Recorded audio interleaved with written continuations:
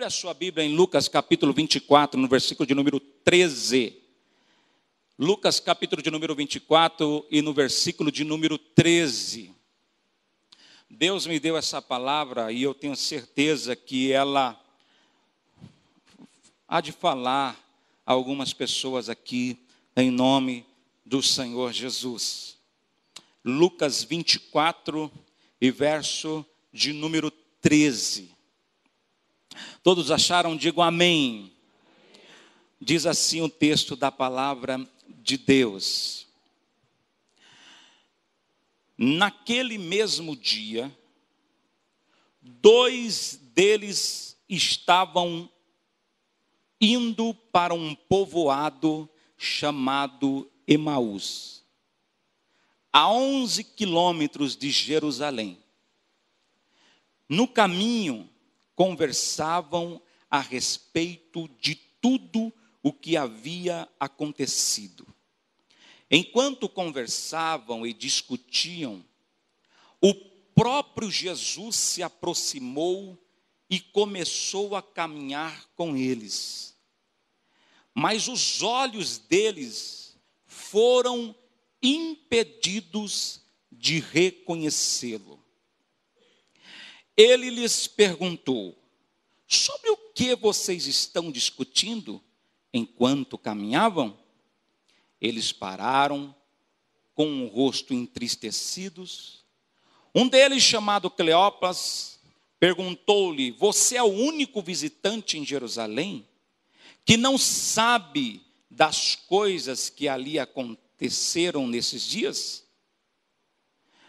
Que coisas? Perguntou ele. O que aconteceu com Jesus de Nazaré? Responderam eles. Ele era um profeta.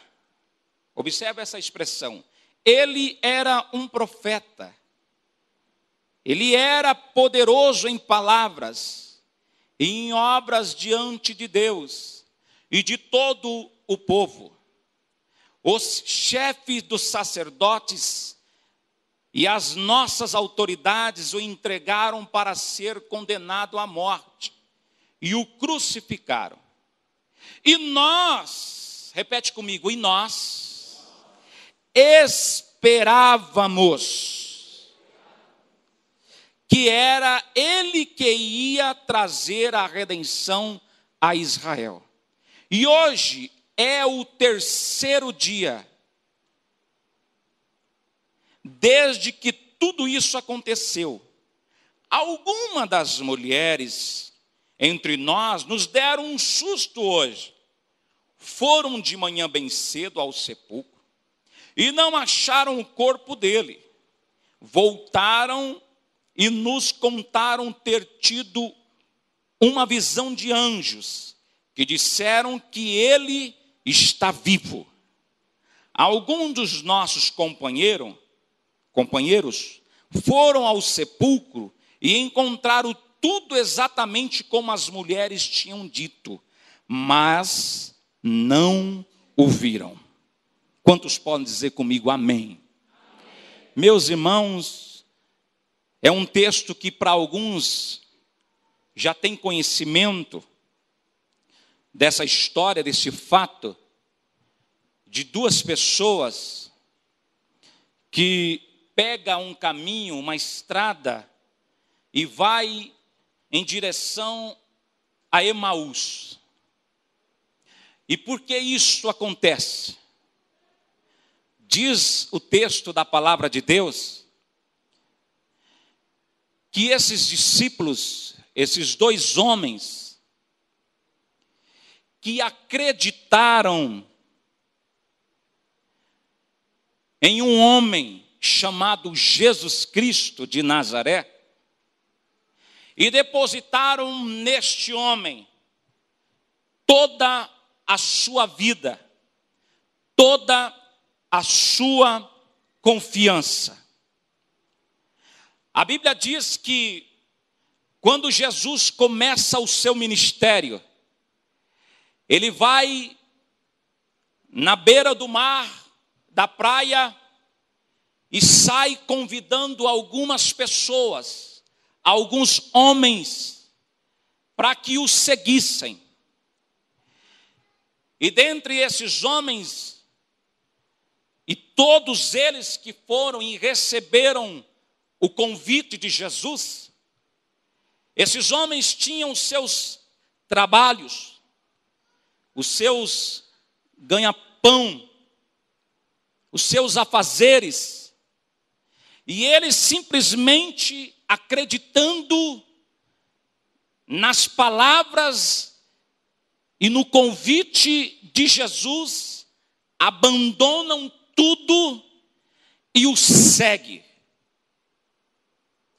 E diz a história, e a Bíblia fala, que esses homens se tornaram discípulos de Jesus. Passaram a viver com Jesus aproximadamente 3 anos. Dia e noite, noite e dia. Comendo, bebendo, dormindo, se levantando, indo ao alto mar, subindo morro, descendo morro, na presença de Jesus. E Jesus começa o seu ministério realizando grandes feitos, grandes sinais. Acontecia aonde Jesus passava. Diz a Bíblia que quando Jesus chegou, ou chegava em cidades onde tinha paralíticos, cegos, surdos e mudos, ele restaurava, ele curava pessoas que estavam endemoniadas, oprimidas por demônios. Aonde Jesus chegava, os demônios seriam expelidos, saía dos corpos e as pessoas eram libertas. E aqueles homens vendo tudo isso, e vendo diante deles esse cenário glorioso, e começa a depositar neste homem chamado Jesus toda a sua esperança, toda a sua confiança. Alguns diziam, este era e é o Messias, a quem tanto nós aguardávamos. Esse é o Messias a quem os profetas anunciavam que um dia nasceria da semente de uma mulher, um homem que viria ao mundo e se tornaria líder nosso para fazer os feitos e anunciar o reino de Deus aos homens que precisavam ouvir.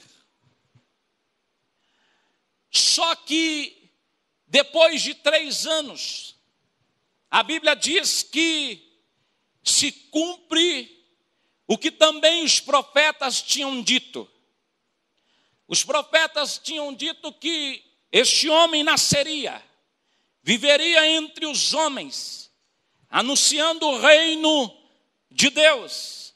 Porém, ele teria que morrer para que toda a humanidade pudesse ser alcançado pela tão eterna salvação de Deus. E quando chega o momento da dor, da perda, Jesus, ele é tomado e tirado dos meios dos discípulos. E diz a Bíblia que Pedro, não se conformando com isso, arranca a espada, coloca ela e acerta ele quer acertar a cabeça de um dos soldados romanos. Sorte que o soldado tira a cabeça e acerta na orelha e arranca a orelha fora. Jesus pega a orelha daquele soldado, mesmo sabendo que iria ser crucificado, e coloca no devido lugar e realiza um grande milagre. E os discípulos estão apavorados, e um corre para um lado, o outro corre para o outro, e todos saem da presença do Senhor, porque Jesus é levado ao sinédrio. Então aí Jesus é julgado e colocado num madeiro chamado cruz. E nesse madeiro Jesus sofre as mais terríveis humilhações possíveis que um homem pode passar. Arrancam as suas vestes, deixam o corpo de Jesus totalmente desfigurado. e alguns deles estavam longe, outros estavam acompanhando de longe. E quando um deles foi interrogado por uma das mulheres daquela região, que ele era um dos discípulos, e dizendo isso a Pedro, Pedro começou a praguejar, dizendo que nem conhecia tal homem chamado Jesus. Porém, Jesus morre. E aí, toda aquela expectativa e adrenalina, porque passa-se o primeiro dia, passa-se o segundo dia, e chega o tão esperado terceiro dia. E passa-se 1 hora, 2 horas, 3 horas, e nada de notícia, nada acontece. E de repente, algumas das mulheres se reúnem e vai até o sepulcro, e chega lá, tem uma visão de um anjo, da qual o anjo diz para elas, dizendo que Jesus não estava mais ali, porque ele já tinha sido ressuscitado. E as mulheres saem encantadas, alegres, felizes, e chegam na presença dos discípulos e disse: nós tivemos uma visão. Visão de quê? 2 anjos se apresentam a nós, e um deles diz que o corpo de Jesus já não estava mais no sepulcro, e realmente os nossos olhos viram que o corpo de Jesus não está no sepulcro, e que ele está, e que ele ressuscitou dentre os mortos. Tá, mas cadê ele? Aonde está ele? Nós não estamos vendo ele. Isso aí não deixa de ser uma mera história de carochinha. Então 2 saem da presença, saem da onde estava e tomam uma estrada rumo a Emaús. E neste caminho, eles vão conversando, dialogando. E o que me chama a atenção é que eles vão conversando porque um está mais desanimado do que o outro. Você já conversou com pessoas desanimadas? Quem já teve essa experiência? Talvez você é um desses que entrou nesta noite que está desanimado. Não precisa levantar a mão. E me chama a atenção aqui, é que eles recebem uma mensagem de Deus, eles participam de um culto, aonde a mensageira de Deus diz para eles, e anuncia que Jesus está vivo, e eles saem do culto, triste, joga tudo para o alto, desanimado, não acredita naquela palavra, não crê naquela mensagem, joga toda a sua esperança para o alto e vai a uma cidade chamada Emaús. E um pior do que o outro, um mais desanimado do que o outro. E os 2 vão se autoconsolando, eu não sei que palavras eles usavam, mas eu quero acreditar que alguns disseram, ou um disse para o outro: puxa vida, deixei de ganhar meus 3.000 reais por mês, carteira assinada, ticket de refeição. O que eu vou falar para minha esposa agora? Irmãos, isso eu sinceramente, eu não teria coragem de largar tudo assim, não. Porque, e eles deixaram tudo. E um consolando o outro, dizendo: agora, como é que a gente vai voltar para o mercado de trabalho? Como é que a gente vai arrumar novamente aquele emprego que a gente tinha? Como é que nós vamos levar o mantimento e o pão para a nossa família? E de repente eles estão conversando, desanimado, triste. desorientados, sem saber o que fazer. E o que me chama a atenção, porque nem o líder chamado Pedro, irmãos, quando viu que o negócio ferveu mesmo, sabe o que ele fez? Era o líder. Imagina o nosso pastor aqui chegar e falar assim: ó, pessoal, é o seguinte, esse negócio de Jesus aí não dá certo não, tá entendendo? Eu vou pegar minha esposa, imagina só a cena, fala assim: eu vou pegar Giz, vamos fazer o seguinte, vamos cair fora. Aí a igreja está ouvindo o nosso pastor falar. Imagina o ânimo que nós vamos receber. Foi exatamente isso que Pedro fez. Pedro chegou diante das pessoas e falou assim: é o seguinte, esse negócio de seguir Jesus já faz 3 dias, ele não aparece. Sabe uma coisa? Eu vou voltar à minha velha profissão. Pegou a rede, pegou todo o seu instrumento de trabalho e vazou. Imagina os outros. Se o líder fez isso, imagina os outros. Pedro voltou a pescar e alguns dos discípulos seguiram Pedro. E esses 2 seguiram outro caminho, chamado caminho de Emaús. Mas de repente aparece um cidadão. Eu acredito que abraçando os 2 assim, e um olhou para o outro e falou: que camarada esquisito é esse? E ele simplesmente faz uma pergunta dizendo: vocês estão conversando a respeito de quê? Aí um olha para o outro e fala assim: rapaz, você está de brincadeira. Você não está sabendo da história? Não, o que aconteceu? Você é um dos visitantes que chegou aqui recentemente na nossa cidade? Porque eu vou te explicar o que aconteceu. Olha, nós acreditávamos num homem chamado Jesus. Ele era um dos profetas. Ele era uma pessoa que nós acreditamos que tinha vindo com a mensagem de Deus para nós. Porém, nós depositamos toda a nossa esperança nesse Jesus. E agora, já faz 3 dias, e ele disse que no 3º dia ressuscitaria, mas não apareceu, e nós estamos indo embora. Eu não quero mais saber desse negócio. E foi isso que aconteceu. Foi isso que aconteceu? Foi. E a Bíblia diz que o dia vai raiando, vai terminando, e vai chegando a noite. E eles não chegam em Emaús.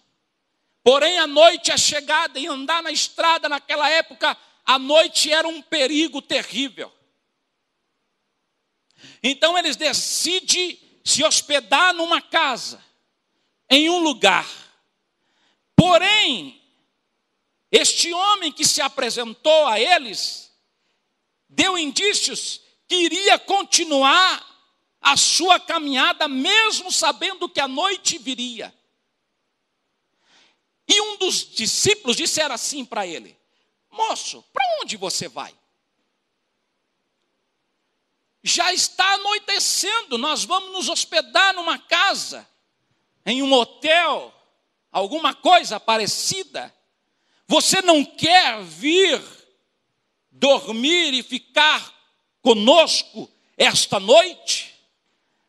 Aí este homem falou: pois não. E a Bíblia diz que quando eles chegam na casa, sentam sob a mesa, é servido uma refeição, e no meio dessa refeição tem um pão. E a Bíblia diz que este homem pega o pão, levanta ao alto e reparte o pão. Até então, a mente deles, os olhos deles, o ouvido deles, não consegue discernir quem era aquele homem. Porém, quando este homem levanta o pão e reparte, a Bíblia diz que os olhos dos discípulos se abrem. o ouvido deles se abre, o coração deles estavam queimando. E eles olharam um para o outro e disseram: nós conhecemos ele. Agora nós estamos sabendo quem é ele. É Jesus que está vivo e veio até nós. E Jesus desaparece. Um olha para o outro e falou: rapaz, está à noite, mas não quero nem saber, volta a milhão.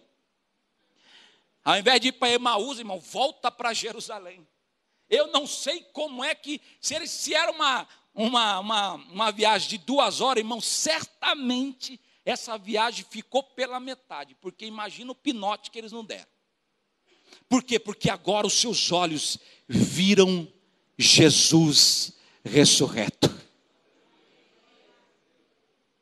A mensagem que trago esta noite, e eu tenho olhado para algumas situações, e tenho visto, no meio até mesmo da igreja, e dentro da minha própria casa, dentro da minha própria vida, se realmente nós, como igreja de Jesus, temos a plena convicção de que realmente Jesus está vivo. Para alguns de nós, parece que a igreja está meio que na sonolência espiritual. Quando o nosso pastor falou aqui de oração, você não precisa levantar a mão. Porém, eu quero te fazer uma pergunta. Inclusive, eu estava conversando com a minha esposa, e ela disse: tanto tempo de cristã, mas dobrar o joelho e ficar 40 minutos, 1 hora, 2 horas, 3 horas, 4 horas, ou 10 minutos, é um sacrifício. E eu conversando com ela conversando comigo, o quanto é difícil nós vivemos uma vida de oração. E numa dessas conversas, nós conversando com o nosso sogro, o meu sogro, e o pai dela, a respeito da oração, como é que devemos orar? Algumas pessoas, pasme os irmãos, alguns obreiros, algumas pessoas que se diz cristã, que se diz crente em Jesus Cristo, quando dobra o joelho não sabe sequer se expressar diante de Deus. Já vai logo pedindo. Em 5 minutos já cansou de pedir e já não tem mais o que falar, porque a oração dele é só pedir. Quando na verdade oração não é petições repetidas, palavras repetidas. Oração deveria e deve ser um relacionamento entre o homem e um ser divino chamado Deus, a qual este ser divino ouve, se compadece diante de uma expressão de quebrantamento, de um coração contrito, quebrantado, que mesmo passando dores, aflições, angústia, ele não tenha outro lugar a recorrer a não ser aos pés do Senhor. E muitas das vezes nós, em aflições e angústia, quando nós vamos aos pés do Senhor, parece que fica mais gostoso. Ao invés de nós pedirmos, nós nos derramamos. Ao invés de nós falarmos, nós não temos palavras para expressar tamanha dor na nossa alma. E a Bíblia diz que quando nós estamos nesse estágio deplorável, o Espírito de Deus, ele vem até nós. E a Bíblia diz que ele fica ao nosso lado. E nós queremos nos expressar e não sai palavras, só lágrimas.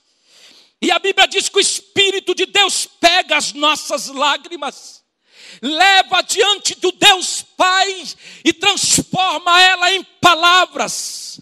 A lágrima se transforma em palavras a Deus e Deus começa a ser adorado. O ser humano começa a se relacionar com Deus. E a Bíblia diz que Deus responde à oração de um justo.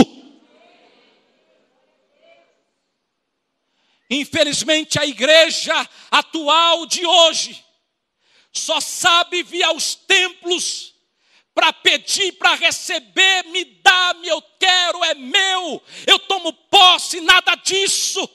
Nós deveríamos e devemos voltar ao altar de Deus em adoração, em espírito, em verdade.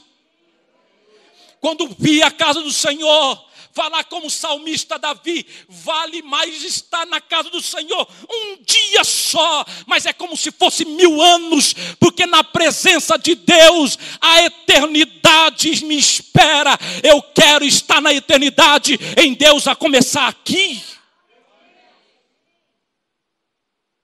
Eu faço uma pergunta, você sabe orar?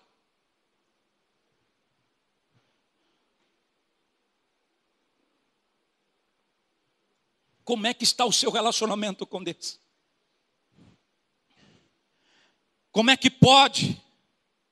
Nós recebemos a mensagem e nós não acreditamos naquilo que Deus está falando.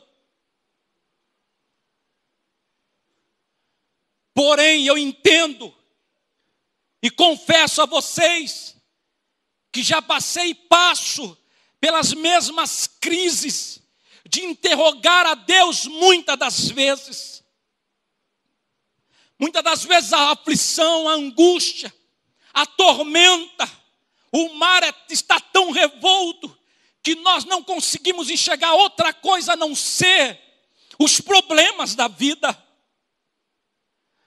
Mas eu tenho uma palavra de Deus ao teu coração esta noite. O que Deus falou a teu respeito está falado e ponto final. O que Deus falou para a sua família, que um dia você e a tua casa vai entrar por essas portas e vai celebrar o nome daquele que vive e reina para todo sempre. Isto vai acontecer, quer Satanás queira ou não queira, a tua família é de Deus, para a glória do nome de Jesus. Se o diabo está roubando as palavras de Deus no teu coração, e o teu coração está hoje como uma pedra, como uma rocha, a palavra de Deus é como um martelo, que ela vai batendo, esta rocha, este pedregulho vai se esfarelar, e a palavra de Deus vai entrar na tua alma, vai reviver a tua alma, e você vai voltar a crer naquilo que Deus fala.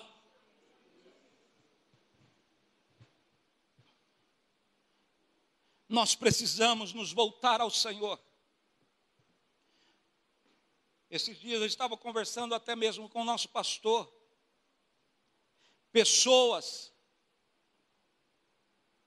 tomando ceias, se batizando, come o pão, come o vinho, toma o vinho, como se fosse tomando um café.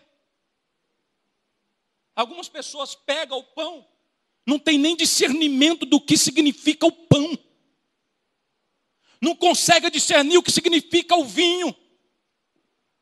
Mentes cauterizadas. Mas o Espírito de Deus esta noite geme pela igreja dele. Porque Satanás não vai fechar as portas que Deus abriu. O inferno não prevalecerá contra a igreja do Senhor. Ainda existe, tem os remanescentes de Deus. Aqueles que têm a sua alma voltada ao Senhor, dizendo: passarão os céus e a terra, mas a minha alma, a minha esperança está firme e confiante na tua palavra. Eu acredito na tua palavra, porque a tua palavra é verdade, eu creio nela. Diz como disse Jó. Jó disse o seguinte: ainda que ele me mate, ainda que ele me leve à sepultura, a minha alma espera no Senhor. Glória a Deus. A sua alma está esperando em Deus. Como o nosso pastor disse, quinta-feira oração. Nós tivemos 2 quinta-feiras aqui de oração. Numa delas eu cheguei atrasado. E quando eu cheguei eu vi a igreja, a nave da igreja lotada. E a igreja de joelho. Eu dobrei o meu joelho lá no fundo e falei: Senhor, eu louvo o teu nome porque a igreja está de joelho. E quando a igreja se prostra diante de Deus, Deus se levanta e dá vitória ao teu povo. Uma igreja de joelho, Deus não aguenta. O que Deus quer ver da minha e da tua alma esta noite é voltar a se prostrar diante do Senhor. Chegamos de pedir, eu quero. Aí a gente entra naquele consumismo desenfreado, entra no estresse, na estafa, daqui a pouco estamos depressivos, tomando tarja preta, tudo porque eu quero. Paramos com esse vocabulário e voltamos a ter um vocabulário: eu te adoro, eu te louvo. Eu não tenho carro, eu não tenho ouro, eu não tenho prata, mas o que eu tenho eu te dou em nome de Jesus. Levanta e anda. E aquele paralítico levantou e andou, glorificando o nome do Senhor. Hoje a igreja não tem nada. Alguns cristãos abrem a boca só para proferir palavras terríveis. O vocabulário de alguns cristãos só sai palavras torpes, palavras de maldição. O vocabulário, sabe por que isso? Porque falta oração, falta meditação na palavra de Deus, falta uma vida nos pés do Senhor. Uma igreja que ora, um coração que se prostra diante de Deus. Ele não consegue ver 2 homens numa televisão. Eu vi isso na internet hoje. E alguma celebridade dizendo assim: que belo, que lindo. Que lindo o quê? Que nojento, que imundo. A igreja deve odiar o pecado e amar o pecador. Amar o pecador sempre. Porque o amor de Deus deve estar no nosso coração, senão não existe evangelho. Mas o pecado, a gente não tem que fletar contra o pecado, nós temos que ir contra o pecado. Pecado era ontem, é hoje e será eternamente na palavra de Deus, ponto final. Eu sei que não dá para dar glória a Deus.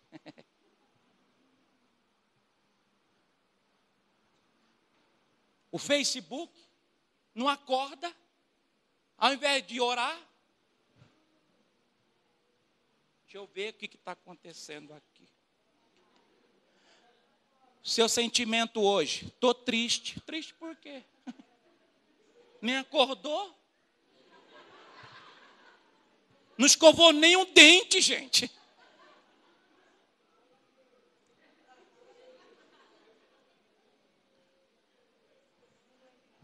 Eu gosto de lamber a minha esposa, lamber as minhas filhas. Quando eu acordo, a pequenininha de 3 anos, a Nathalie também tem essa mania. De vez em quando lá em casa tem esse negócio. Ô pai, ela olha no meu olho, ela fala de 3 anos, fala assim: olha no meu olho, pode falar, minha. No meu olho aqui, pai, olha no meu olho. Pode falar, eu te amo. Pronto. O pai também te ama. Eu vou ficar perdendo tempo. O que acontece com a celebridade e tal? Com o Facebook, ai, tadinho dela. E oração, irmão? Nada. Aí vai. E eu vi esses dias, pasmem vocês, uma pessoa disse para mim que chegou a ficar na internet 12 horas, pelo amor de Deus. Não dá, gente. Desculpa. Aí vai chegar na igreja, Elias, vai falar o que para Deus? Seja sincero, irmão. Não dá, não entra no meu juízo. Pode ser que entra no teu, de verdade eu respeito. De verdade mesmo. Eu vou respeitar sempre a tua opinião. Mas não dá. A igreja de Jesus, irmãos, ela tem que ser luz na terra, ponto final. Eu não estou dizendo que você não tem que estar alinhado à tecnologia, às informações, sempre será bom. Mas você deixar isso ser senhor da sua vida, não, o que tem que ser senhor da sua vida é a palavra de Deus.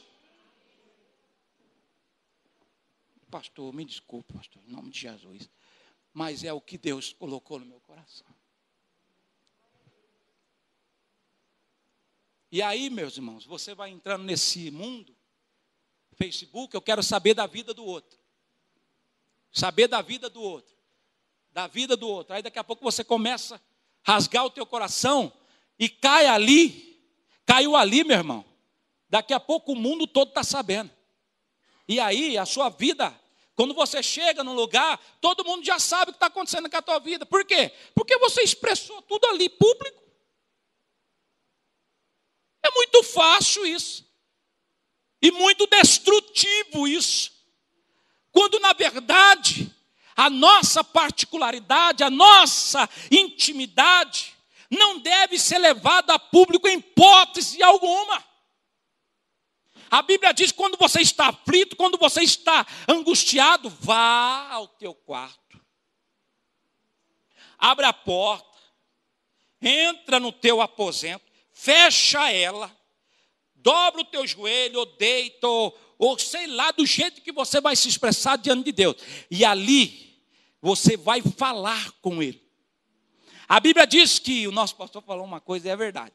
Se você for ver lá no texto, a Bíblia não fala que Ele ouve. A Bíblia fala que Ele vê. Porque ouvir, Deus ouve todos. E Deus vê também todas as intenções de cada coração. Então, quando você dobra o teu joelho e se expressa diante do Senhor, os teus olhos se abrem. Você que não estava conseguindo ver que Jesus está diante de você, os teus olhos abrem e você começa a ver. O teu coração começa a arder. Porque aí você começa a dar ouvido à voz de Jesus. E a Bíblia diz que o coração daqueles homens ardiam, mas eles não entendiam. E quando os olhos deles abriram, eles disseram um para o outro: por isso que o meu coração estava ardendo, por isso que o meu coração estava inflamado. É como palavras que estavam inflamando e acendendo as minhas esperanças, as minhas expectativas, as minhas emoções estavam sendo reavivadas. É Ele, Jesus ressuscitou. E a Bíblia diz que eles voltaram para Jerusalém e disseram: realmente, os nossos olhos viram o Cristo ressurreto para a glória de Deus Pai.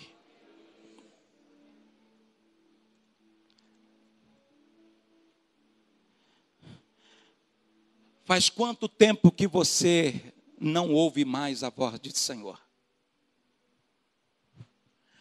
Faz quanto tempo que o teu coração já não se acende mais quando está na presença de Deus?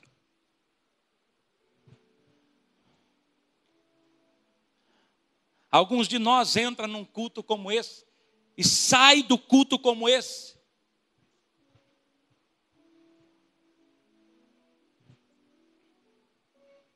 do mesmo jeito. Eu fui lá, eu vi meus amigos, os jovens. Eu vou lá para ver a menininha, o menininho. Algumas pessoas: vou lá para ver o meu amigo, a minha amiga. Isso aqui não é um encontro social somente. Isso aqui é um lugar onde nós nos reunimos. O centro nosso é unicamente um ser chamado Jesus Cristo. E todos nós estamos em torno a este nome. E quando nós abrimos a nossa boca, é para adorar este nome.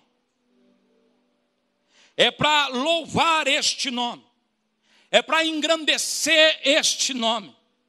E a Bíblia diz que quando a igreja se reúne neste propósito, o Espírito de Deus paira sobre a igreja. Aí a Bíblia diz que a cura, a libertação, a transformação de vida, a libertação de corações, vidas que estão sendo oprimidas por demônios, são libertas pelo poder da palavra. Porque a igreja está num propósito de adorar a Jesus Cristo, o autor e consumador da nossa fé. Eu sei que existem pessoas aqui que, se não deixou, está querendo deixar tudo para trás. Eu sei que tem pessoas aqui que, se já não está no caminho para largar tudo, porque não quer mais saber de nada, está à beira do caminho. Talvez a sua conversa é essa: olha, as minhas expectativas a respeito de Jesus, deste Jesus, ela está sendo frustrada. Porque a minha casa, ao invés de ser um lugar onde eu vejo a glória de Deus, eu estou vendo os meus filhos, o meu esposo, a minha esposa, tudo de cabeça, de perna para o ar. O meu emprego, ao invés de eu ser mais abençoado, parece que está dando tudo errado. Então as minhas expectativas, as minhas esperanças a respeito deste Jesus está sendo frustrada.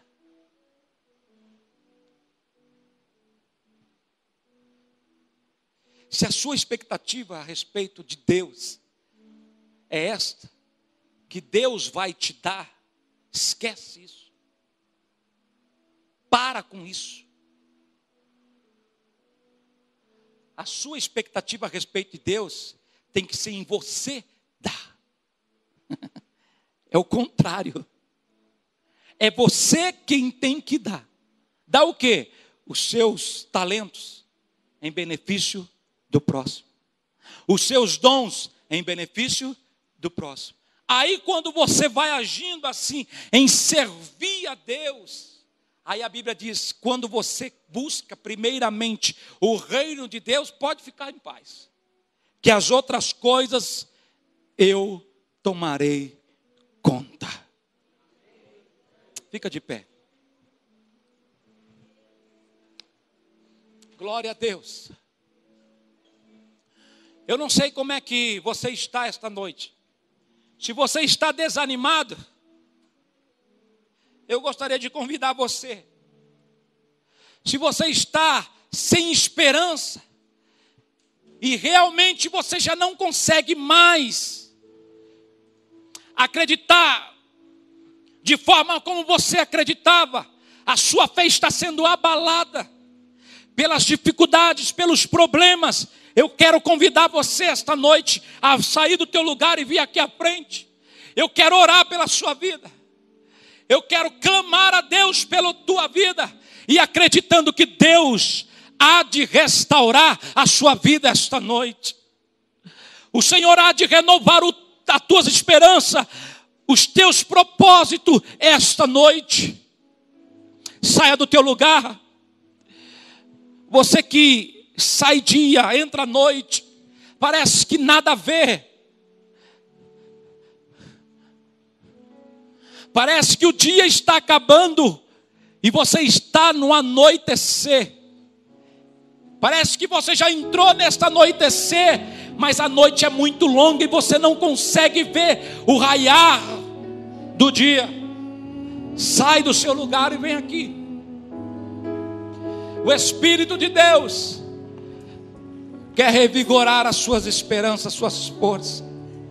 Você que já não tem mais vontade de estar aqui na casa do Senhor, saia do teu lugar e vem aqui. Você que vem porque não tem outro jeito, eu tenho que ir, porque fazer o quê, né?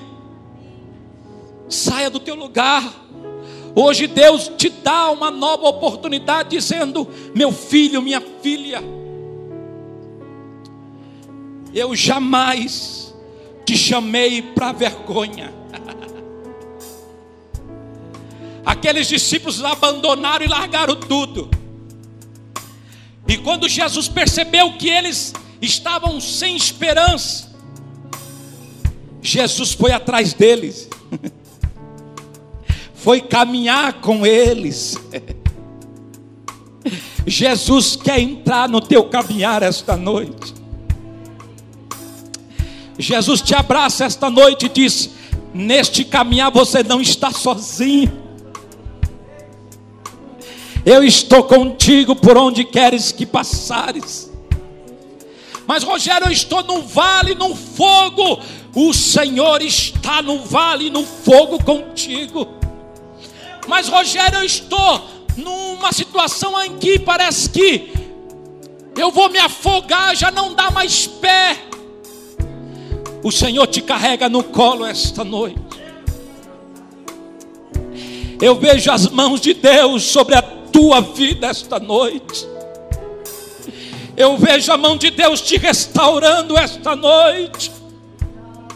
Eu vejo o Espírito de Deus entrando na porta do teu coração, porque você está quebrantado diante dele. E um coração quebrantado e contrito, diz a palavra de Deus que Deus não despreza. Se o teu coração se voltar ao Senhor, dizendo: Senhor, eu quero é te servir, eu quero ter um coração servo, e que não importa o que eu venha passar, mas eu quero que a minha vida sirva ao reino de Deus. O Espírito de Deus esta noite quer te colocar de pé. Ele quer te encorajar. Você é filha de Deus. Você é de Deus. O Senhor foi quem te chamou. O Senhor foi quem te comprou. Jesus te comprou com alto e bom preço. Foi o sangue dele. Você acha que Deus vai abrir mão de você? Jamais. Satanás hoje perdeu mais uma.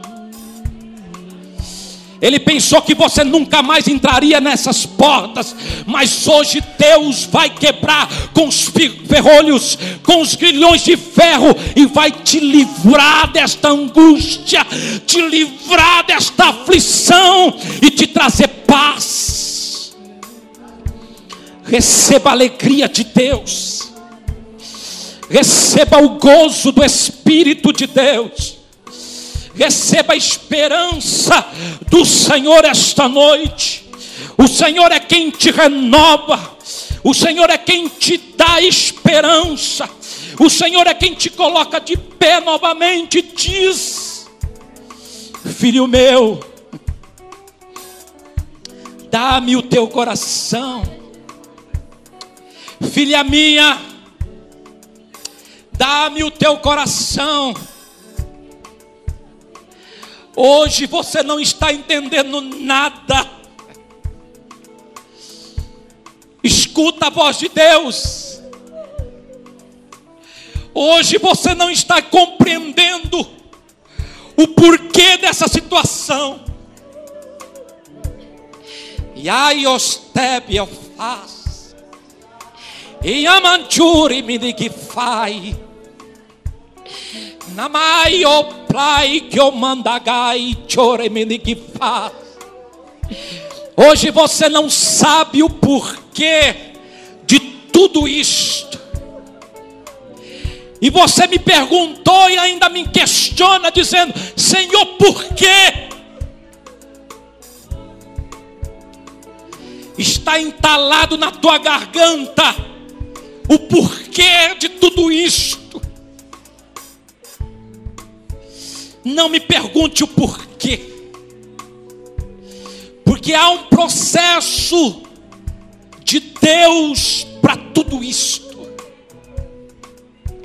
Deus Deus não perdeu o controle de nenhuma situação. Os teus problemas estão no controle de Deus. O silêncio de Deus é para moldar o teu caráter,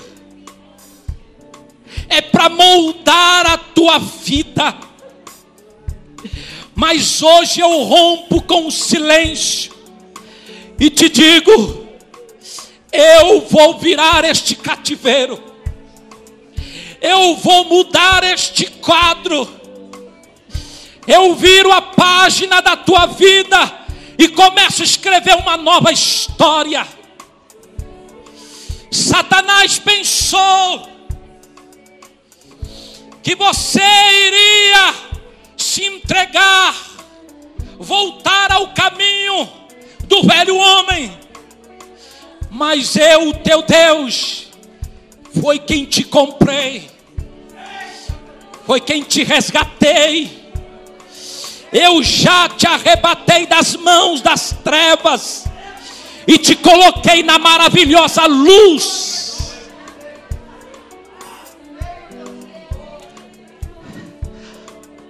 Que a luz do rosto de Deus reflete sobre a tua vida. Eu vejo uma escuridão sendo rompida pelo rosto de Deus.